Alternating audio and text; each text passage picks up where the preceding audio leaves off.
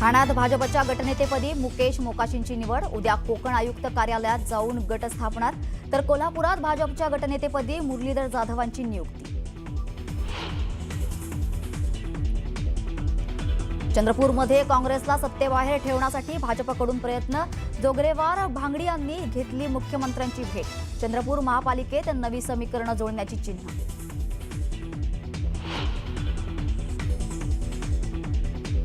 पक्षानं परवानगी दिल्यास नामोनिशाण साफ करू। गणेश नाईकांचा एकनाथ शिंदेंवर निशाणा, तर शिवसेनेचाही गणेश नाईकांवर जोरदार पलटवार। कल्याणमधील नगरसेवक बेपत्ता। पोस्टर प्रकरणातील ठाकरेंचे उपविभागीय प्रमुख रमेश टिकेंचा हृदयविकाराच्या झटक्याने मृत्यू, तर पोलिसांच्या दबावामुळे मृत्यू झाल्याचा आरोप।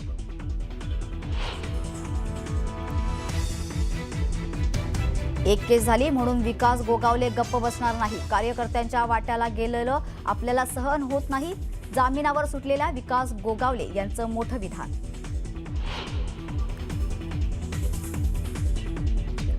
प्रजासत्ताक दिन सोहळ्यातील भाषणात डॉक्टर बाबासाहेब आंबेडकरांचं नाव न घेतल्याबद्दल गिरीश महाजनांना वनविभागाच्या महिलेनं विचारला जाब। गिरीश महाजनांनी व्यक्त केली दिलगिरी।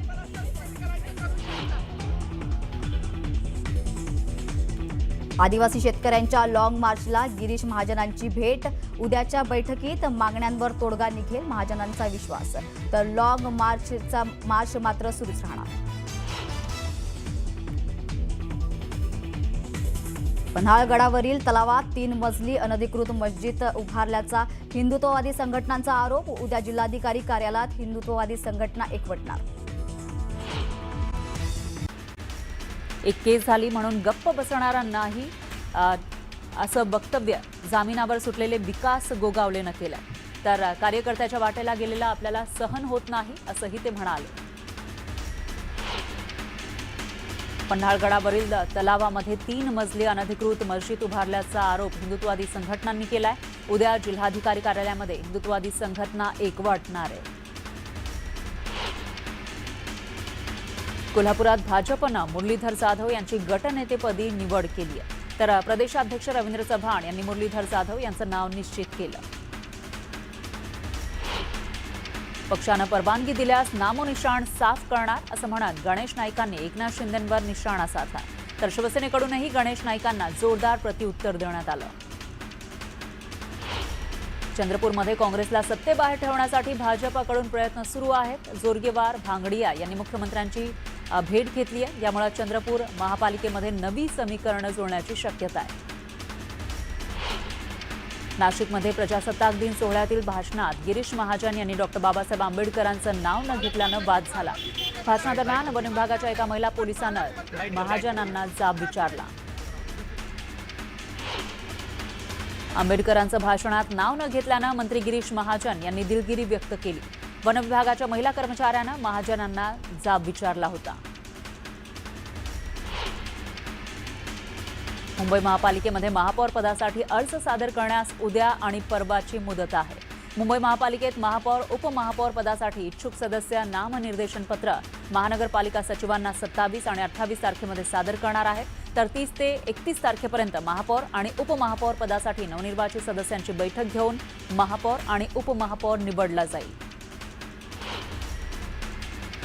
मुंबई महानगरपालिका महापौर निवड प्रक्रियेला वेग आलाय। येत्या 2 ते 3 दिवसांमध्ये भाजप शिवसेना आपला गट स्थापन करणार आहे। गट स्थापनेनंतर इतर प्रक्रियेसाठी 7 दिवसांचा कालावधी मिळणार आहे। भगवा रंग भारताच्या संस्कृतीचं प्रतीक असल्याचं किरीट सोमय्या म्हणाले, तर छत्रपती शिवाजी महाराजांच्या भगव्या ध्वजाला हात लावाल तर तुमचे हात भासतील असा इशारा सोमय्यांनी इम्तियाज जलील यांना दिलेला आहे।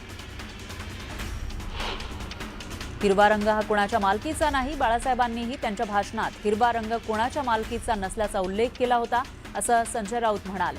दरम्यान महाराष्ट्रामध्ये हरित क्रांती झालेलीच आहे असा टोलाही त्यांनी लगावला, तर हिरवा रंग हा निसर्गाचा रंग आहे, त्यावर सर्वांचाच अधिकार आहे असंही राऊत म्हणाले। भाजप नेते नितेश राणेंनी इम्तियाज जलील आणि ओवेसींना धर्मांतराचा सल्ला दिला। मूळ भगव्या रंगात या, आम्ही तुम्हाला हिंदू धर्मात घेऊ असं आव्हान नितेश राणेंनी दिलं। ठाकरेंच्या शिवसेनेचे पदाधिकारी रमेश तिखे यांचा हृदयविकारानं मृत्यू झाला। बेपत्ता नगरसेवकांच्या फोटो लावताना रमेश तिखे देखील तिथं उपस्थित होते. कोळसेवाडी पोलिसांकडून वारंवार फोन येत असल्यानं रमेश तिखे यांची तब्येत खालावली आणि पोलिसांच्या दबावामुळेच मृत्यू झाल्याचा आरोप शरद पाटलांनी केला. कल्याण डोंबिवली महापालिकेतील ठाकरेंच्या शिवसेनेचे 4 नगरसेवक हे निवडणुकीचा निकाल लागल्यावर नॉट रिचेबल झाले. यामध्ये मधुर म्हात्रे, कीर्ती ढोणे, राहुल कोट आणि स्वप्नाली किरणे यांचा समावेश आहे. नगरसेवक मधुर म्हात्रे बेपत्ता प्रकरणी त्यांच्या वडिलांनी ठाकरेंच्या जिल्हाध्यक्षांची तक्रार केली आहे. पोलिसांकडून चौकशी सुरू आहे. मी पराभूत झाले तरी माझं काही बिघडत नाही असं वक्तव्य नवनीत राणांनी केलं. तर कोणाच्या बोलण्यानं मी घाबरणारी नाही, पूर्ण आयुष्य लढाईसाठी पडलेलं आहे असं म्हणत त्यांनी विरोधकांना इशारा दिलाय. मावळ तालुक्यात जिल्हा परिषद निवडणुकीचा जोरदार प्रचार केला जातोय. यावेळी उमेदवार आशा वायकर आणि प्रकाश गायकवाड यांच्या प्रचारासाठी भाजपनं जोरदार शक्तीप्रदर्शन केलं. उपमुख्यमंत्री शिंदेंनी साताऱ्यातून जिल्हा परिषद निवडणुकीसाठी प्रचाराचा शुभारंभ केला. यावेळी शिंदेंनी शिवसेनेच्या उमेदवारांना मतदान करण्याचं आवाहन केलं. जिल्हा परिषद निवडणुकीतील अर्ज माघारी घ्या, पैसे वाया घालवू नका असं वक्तव्य करत मंत्री चंद्रकांत पाटलांनी विरोधकांना खोचक सल्ला दिला. नाशिक जिल्ह्यातील आदिवासी भागातील विविध मागण्यांसाठी किसान सभा आणि मार्क्सवादी कम्युनिस्ट पक्षानं लॉंग मार्च काढला.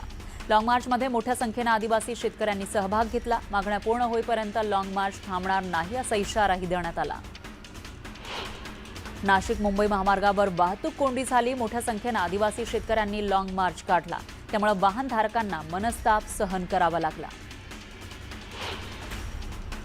आदिवासी शेतकऱ्यांच्या लॉंग मार्चला गिरीश महाजनांनी भेट दिली. उद्याच्या बैठकीमध्ये मागण्यांवर तोडगा निघणार असा विश्वास महाजनांनी व्यक्त केला. आंबेडकरी समाजानं मंत्री गिरीश महाजन यांच्या प्रतिकात्मक पुतळ्याचं दहन केलं. आंबेडकरांचा उल्लेख न केल्याच्या मुद्द्यावरून आंबेडकरी अनुयायांनी संताप व्यक्त केला. नांदेडच्या खैरे गावातील ग्रामपंचायत कार्यालयामध्ये ग्रामस्थांनी ठिय्या आंदोलन केलं. नियोजित ग्रामसभा न घेतल्यानं ग्रामस्थांनी ग्रामसेवकावर कारवाई करण्याची मागणी केली. दरम्यान सरपंच, उपसरपंच आणि ग्रामसेवकाच्या रिकाम्या खुर्चीला हार घालून संताप व्यक्त केला. नांदेडच्या अर्धापूर तालुक्यातील पारडी ग्रामपंचायत समोर गावकऱ्यांनी आंदोलन केलं. प्रजासत्ताक दिनाच्या कार्यक्रमाला डॉ. बाबासाहेब आंबेडकरांचा फोटो न ठेवल्यानं गावकऱ्यांनी संताप व्यक्त केला.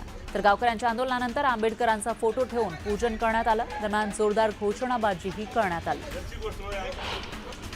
जळगावात अन्न आणि औषधी कार्यालयाबाहेर रुग्ण वृद्ध महिलेसह तिच्या मुलानं आमरण उपोषण केलं. डॉ. निलेश चांडक यांच्यावर आणि अन्न व औषधे विभागातील अधिकाऱ्यांवर कारवाई करा अशी मागणी त्यांनी केली. डॉक्टरांवर आर्थिक फसवणूक केल्याचा आरोपही केला. धुळ्याच्या साक्री तालुक्यामध्ये संतप्त शेतकऱ्यांनी वीज वितरण विभागाविरोधात आंदोलन केलं. शेतीपंपासाठी सुरळीत वीज मिळत नसल्याचा आरोप करण्यात आला. यावेळी संतप्त शेतकऱ्यांनी वीज वितरण कार्यालयाच्या प्रवेशद्वाराला टाळं ठोकलं. दरम्यान शेतकऱ्यांनी जोरदार घोषणाबाजीही केली. बुलढाण्यात भ्रष्टाचाराविरोधात न्याय मिळत नसल्याचा आरोप करत एका तरुणानं टॉवरवर चढून आंदोलन केलं. मांडवा गावातील वैभव खरे या तरुणानं 300 फूट उंच टॉवरवर चढून प्रशासनाचा निषेध केला. या तरुणाला खाली उतरवण्याचे प्रयत्न सुरू करण्यात आले.